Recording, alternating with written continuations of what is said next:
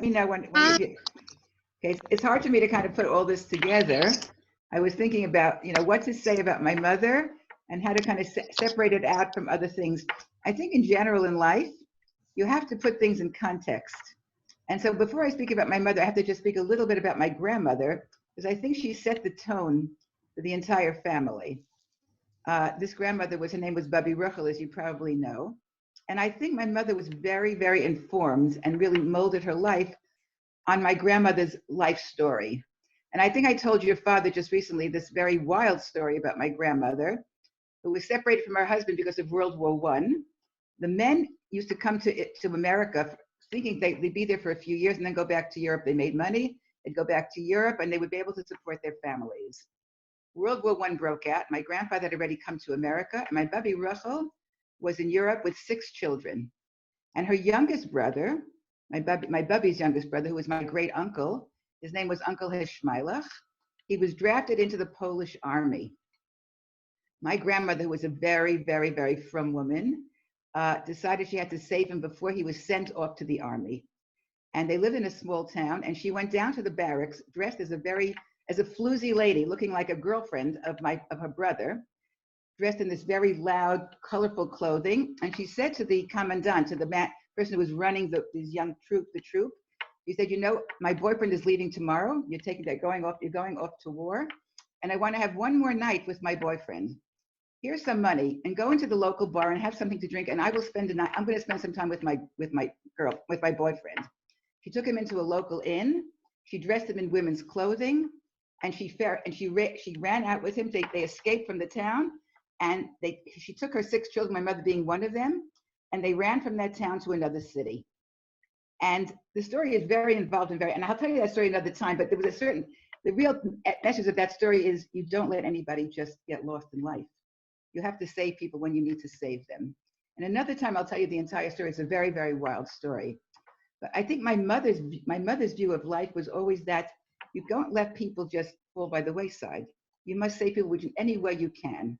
And so it's hard for me to separate my mother's life from my father's life because they had the same goal in life. If I had to think about how to kind of translate that into the real world, how to define them as a family, as a couple, it was Hashomer Achi Anochi. Yes, I am Shomer Achi Anochi. I have to help anybody who needs help, whether it's money, whether it's housing, whether it's food, whether it's a good ear to listen. I have to be there to help people in any way that I can. So when I was a little girl, we lived in Williamsburg in a very small apartment in Brooklyn. We lived in an apartment. We had a bedroom, a living room, and a kitchen. And one day my mother said to me, someone's going to come and stay with us for a little while, maybe a week or two. Her name was Jenny Brody.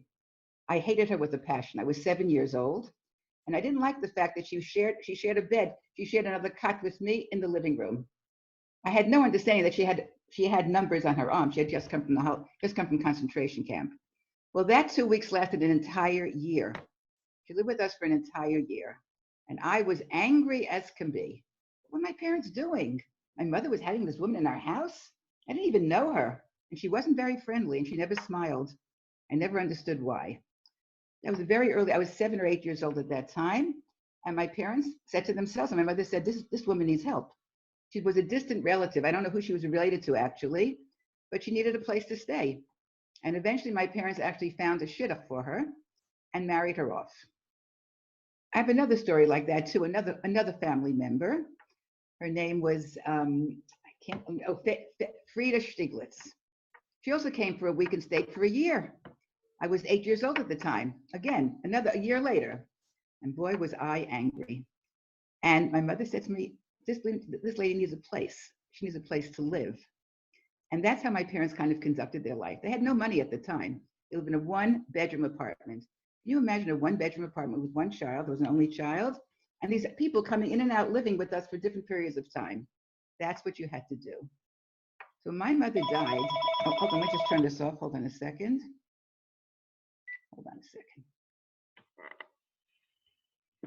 When my mother died and Javi was born a year later, I knew that I wanted to be called Bubby because my mother was Bubby.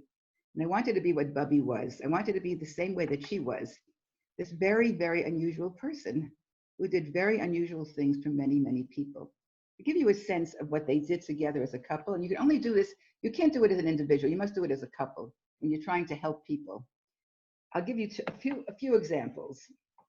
I had an uncle whose name was Uncle Yerachmiel, and he died very suddenly. He owned a sperm store. I remember. Yeah, she. I got one on my okay. Email. She's trying to Zoom me. We're Zooming right now. I'll speak to you later. Bye-bye. Okay, that was Saba reminding me. We had this uncle who passed away. It was a Sunday morning. He was a relatively young man. He owned a small sperm store. I remember my parents getting up, and we have to run to the funeral. And I remember I went with them to the funeral. I remember my mother saying constantly to my father, "Where's the money? Where's the money?" My father was he had a little bit of a short temper. He said, "What money are you talking about? Where's the money? Who's going to pay for the funeral? Who's going to pay for this funeral? You know that my sister doesn't have the money for the funeral." My parents took out a big drawer, they took out all the money they had, all the dollar bills that they had, took it in their pocket. They went to the funeral with this money. The small little thing, but that tells you a tremendous amount.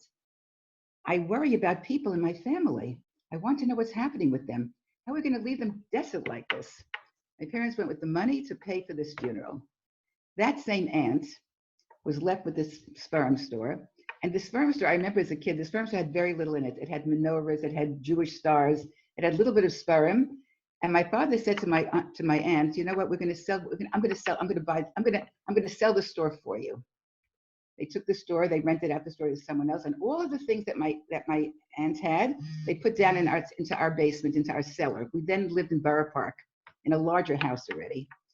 And my mother took all of those things and they put them on the big tables on the downstairs. I remember this distinctly, that we couldn't use the cellar at all. It was all filled up with the table with all the stuff on it. And we couldn't sell the stuff. My father couldn't get rid of any of it. He gave the sperm to a shul. And every month he would say to my aunt, a big lie, "I sold a few things. Here's a check." Every month he said, and finally he told her at the end of the year, "I sold all of the stuff. I sold all your stuff." My mother said, "Yep, she has stole all of the stuff." And every month they gave her money, and she thought that everything was sold. Eventually, I think everything was thrown out. The menorahs were old. It was nothing there to sell. Mamash, nothing there to sell. Another example of Hashomer Achiyanochi. Of course, we have to do what we have to do to help people. Can you hear me? Am I still on? Yes, we can hear. Okay. I'll tell you another story. I have another great story to tell. This is always a story that I have to go back first to my grandmother, exactly. We had a relative that came to America after World War II. He actually became a very, very known chazan. His name was Moshe Ehrlich. My grandmother decided that when they came to America, they were going to be like, they had nothing at all. Everybody had to give the best furniture that they had to this family, because you don't want to walk into an apartment with old furniture. And my cousin Pearl always says that she came home from school one day and she saw that her dresser that her mother had just bought her was out. It was no longer there. They took it to this relative's house, and she said, "What did you do?" And my aunt said, "But Bubby Ruchel said we have to give the best piece of furniture to this family. They're a family coming from Europe. They need to have things that are new and feel good about themselves." So I think that was in many ways my mother's mantra as well. You don't let anybody feel badly. You make people feel good, and you make them feel that they're wanted and loved and embraced. So when we used to go visit every Motzei Shabbos, we'd go visit one of my aunts, Pearl's mother, actually, my aunt and uncle. And whenever we left, Pearl would say, whenever we'd open up a drawer, we knew that Uncle Shia and Aunt Eva had put money into the drawer. And every Motzei Shabbos, we'd go, after you left, we'd go open up the drawer and we'd see where there was money there for the week. That was my parents, and that was really my mother's really the way she puts. There was something about her in a very, very quiet way, not in a big way, not in a fancy way, not announcing to the world. She gave of herself in so many ways, and she encouraged my father to do the same. So I think that kind of described who my parents were in a very visceral kind of way. I tell you a little bit about my mother's personality. She was very, very, very different from my father. She was quiet. She was a short, petite woman. Very, very forceful woman, very strong in many ways. And I often think that she was the power behind the throne with all that my father did. She never made herself important. She never pushed herself. She was not a feminist. She wasn't trying to prove anything. She made my father feel that he was really the head of the household, which he was. But she had a wonderful way of making him feel really good. In every business that he was in, my mother was in with him side by side. There was no business that they weren't in together. I often think about that. If I had to stay with Saba every day, all day, 24 hours a day, I don't know how we'd manage that. I'm not sure. Because my parents' personality was very, very different. And Saba and I, as you know, are very different from each other. But nonetheless, they spent 24 hours a day together. And yet my mother's personality was very distinct from my father, but she loved him with such a passion, and she made such a life for me that it was it was a wonderful life. My memories of my parents are just, I have such a wonderful memory of being a child in their home and really being filled. Everybody was important. Everyone was important in my mother's world. Her sisters, her brothers, her friends, my father, without a question. And the last years of my grandmother's life, my Baba Rachel, she lived with us for the last 2 years of her life, and she died in my parents' home. And I often think about that, it strikes me very much that I'm happy I was able to do that for Zaidi and for Saba and Safta, actually, that you learn something from your parents of how to conduct your life. It's not, I don't think it's a conscious thing, actually. It's just the thing that you do. My mother knew that her mother had to live with her the last 2 years of her life. I don't think they sat around and talked about it. It was just, this is what you do. So it became a little more natural thing for me to do the same, and Saba to say, of course. Saba to say, of course, that's what we do. We do that because that's what you're supposed to do. So I think the lessons that I learned had to do with really just a very, I'm trying to think what the words are to say about this, how to conduct yourself properly in a certain kind of way with midot, and it's not to show the world anything. It's just to live the way you're supposed to be living. And my mother she was an attractive woman, and she dressed very beautifully. And she had a very curious personality, actually. She used to go to an ulpan to learn Hebrew. She used to go into the city, to Manhattan, to an ulpan by the Jewish Agency. And when she passed away, I found these machbarot, and my mother took all these, trying to figure out the words. It was hard to learn a new language when you're an adult, and your only language to Hebrew is really when you daven. That's all my mother really had known. But she wanted very much to know things. She was read a lot, and she was a wonderful conversationalist. And she really structured my father and me in a certain way. She created for us a family that was really a beautiful way to grow up. And I'm trying to think of other things to say that might explain her a little bit. But I will say just one thing. When this woman that lived with us, this Frida Stiglitz, who lived in our house when we had 1-bedroom apartment, many, many years later, her husband passed away, and I went to visit her to pay a shiva call. And she said to me an interesting thing, and it was interesting because people remember how people can be hurt very easily without you understanding it. She said to me, Bobby, they used to call me Bobby, my name is Barbara. When I was in your house, I was in your parents' home, and it was Friday night, and it was singing Zmirot. And I remember, Bobby, that you were not nice to me. This was a story of 75 years ago, right? I think to myself when she said, I said to Frida, I'm so sorry that I wasn't nice to you, but I was really a child at the time. I didn't realize that I wasn't nice to you. But the thing that, I think how people can remember this when they get hurt in any kind of a way. My mother was so big on that, of being sensitive to people. I think I all told you the story when I used to date. My mother would wait up for me when I'd come home. And one day I came home and my mother said, how did the date go? And I said, oh, this guy was so weird. My mother said, never, ever, ever say that. Don't say somebody's weird. He might be not good for you. It might be for someone else. Interesting enough, he married my first cousin, which I always laugh about. It's always funny. But the fact is, don't judge people. Don't say things about people. You don't know how you're going to hurt someone, even if you don't tell them to your face. Don't be judgmental. Be open about it. And it's hard for me to do. I must tell you, it's not one of my nature not to be judgmental. But it was a lesson that I kind of try to keep thinking about all the time in my life. Everyone has something else to give in life. Everyone has something to offer. And if you can be helpful to that person, wow. I think if I have to think about what my mother left me as a message, I think that would be really the culmination of it. That yes, we are responsible for other people in many ways, whichever way it is. As a friend, as a relative, as a parent, as a child, as a grandparent, we are responsible for each other, and we love each other. And I think that should be my parents love people. I have to say they loved people. They're able to see the needs of people and the goodness of people. And that's what I think created a life for me and created a life hopefully for our children and grandchildren. But Saba and I have tried to continue that. But I think often that I wanted to be Bubby because my mother was Bubby. And I think Saba did not want to be Zaidi, he wanted to be Saba because his father was Saba. We try to emulate that and to tell you guys that, you know what, you come from these great families. When I think about your father and your mother's family is sterling in so many millions of ways. Unusual people with unusual strengths. And so you're going forward in life and you have children, some grandchildren, great grandchildren you'll have, and you have a future that's really backed up by a past that I think is very, very special.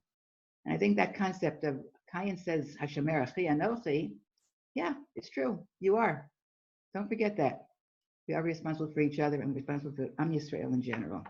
Any questions? If I have any questions. And Chavi, you are the first. We have two Chavis in our family, thank God. Chavi Becker, Chavi Leah, Ben Bat Yehudit and Meir. You came at a time. You were one at a time when Bubby had just recently died. Actually, within that year, a year and a half later, I think, right? Something like that. And you were Zadie's pride and joy. And you brought him comfort that we none of us were able to give him that comfort. He never had the full comfort, but he had a Chavalea, and then he had a second Chavalea that he had at another time in life. That's Bat Hillel and Mindy. So all of you are extremely important people in our lives, and we hope that we set the tone for the future of life. Anybody have a question? No? Okay. Thank you, Bubby. It's very inspiring. Thank you so much, Bubby. That was so nice. Thank you. I want to ask, how old Yes. was your mother when she came to America? So I know that she was already, and I don't know exactly, but I know that she went to high school here. So, and she always talked about, she was the valedictorian of her class, and she had the very thick accent, she said, a very thick Polish accent. And she said, she read some kind of a poem that said, to the right and to the left, to the right and to the left. But she was a very studious person. And I think in another time period, she would have gone to college in another time period. Nobody went to college in those days unless you were maybe very wealthy, and she went straight to work. But she, I can't tell you the exact age. I'm not sure. I'm not exactly sure. I think she was an early teenager, something along those lines. Yeah. My uncle Bubby, Jack. I have a question. Yes, please. Sorry, I'm like walking right now, but I'll ask anyway. Were your parents like strict because you were the only child, or were they like chill because you were the only child? I was very chill, actually. But I do remember one incident. Sitting at the table, I was a little girl, and I was sitting with my father, and I was talking about my grandmother, and I said to my father, so she said, whatever she said. My father said, what? I said, what's the problem? You call your grandmother she? You never refer to Bubby as she. Bubby Rachel is Bubby. You never say she. And I remember him getting very, very angry at me. That was, and I remember saying something very rude once at the table and throwing a dish off the table, and my father washed my mouth out with soap. I still remember that. But other than that, and from that moment, you never said she again. I never said she again about Bubby, ever, never about my grandmother. No, that I learned the lesson very quickly. That you never refer to, that I learned very, very quickly. But there was other than that, there were certain rules, but other than that, I was their darling. I was their only child, the Bat Yefida. And yeah, and we had this we had a fun life together, I have to say. Yeah. But it was all very, I have very, very good memories, very good memories. Yeah. Anybody else have a question? Hold on. Bubby, how old was your father when he came, and when did they meet? Like, how did they meet? So truthfully, I don't know. I honestly don't. My father was old. I think my father was 17 when he came to America. I think so. They both lived on the Lower East Side. The Baruchs and the Golds knew each other. And I think that's probably, I don't know. I can't tell you the details. I don't really know. I'm not sure. And I don't know how old my parents were. It was a big secret. My mother was older than my father and was never, ever spoken about. And I never got a good sense of, I don't know. I honestly don't know. Baby was born before the flood or after the flood. Yeah, right. It was before or after the flood, correct. But that's true. But I don't remember. I don't know the dates. And they made up some dates. I think when they came to America, they had to make up a date. But I don't know. I don't know when they were, what their real ages were. Yeah. Bubby Rachel's husband. Yes. Was what? When did he die? So both my grandfathers died before my parents were born. One died of tuberculosis. One died of thyroid disease. You mean before you were born? You meant to say before you were born. Before my parents were married. My parents were married. Just the two mothers were alive. Both fathers had passed away. They passed away early in their 50s. Yeah.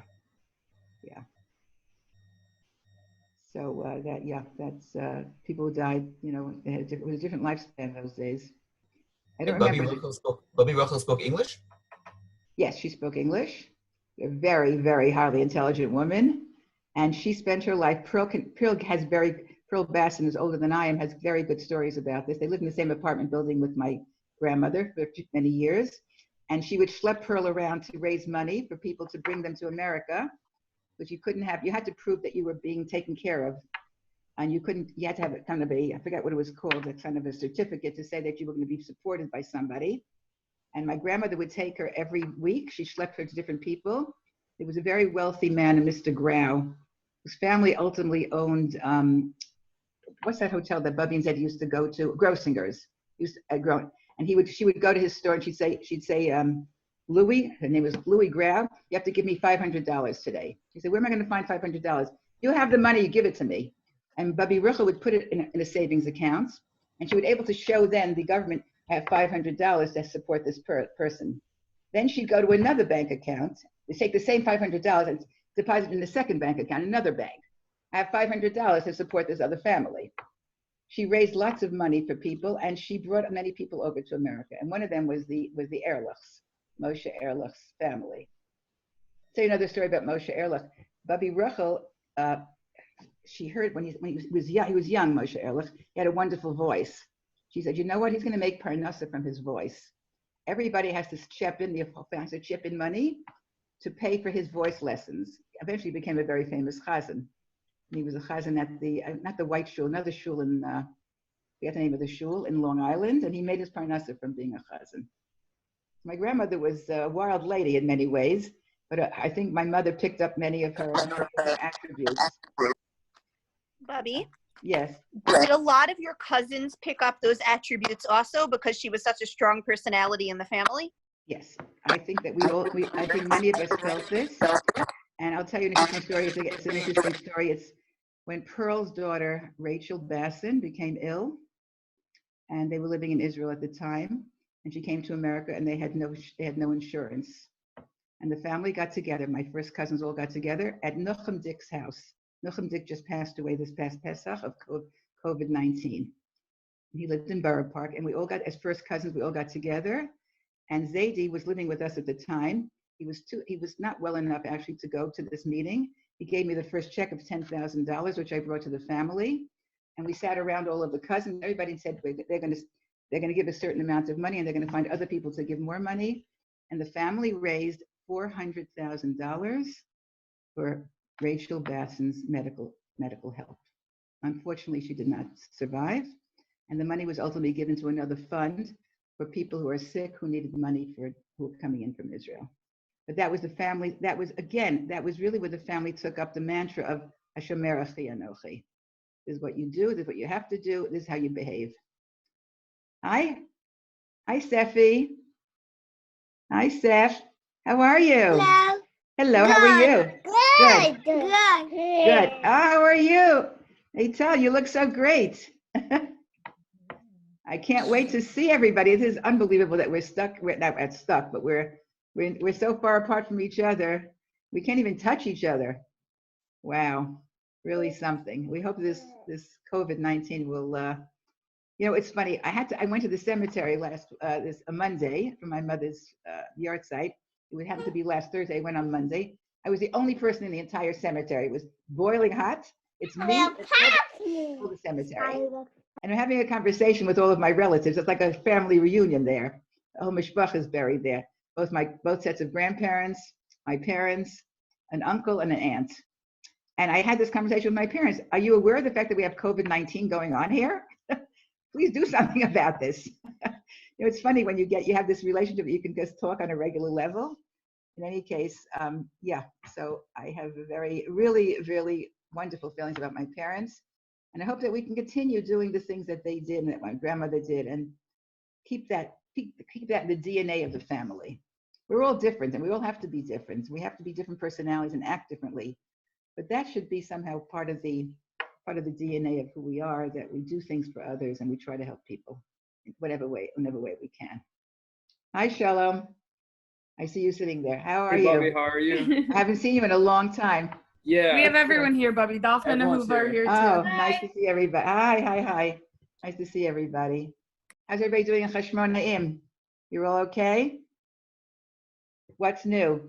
Yeah, we're good. How are you, Bubby? I'm doing good, thank God. So you all guys are stuck at home basically, huh? Nothing to do? Yeah, special? more or less. More or More less. or less. We can leave the house. More but than less. Uh-huh. More than less.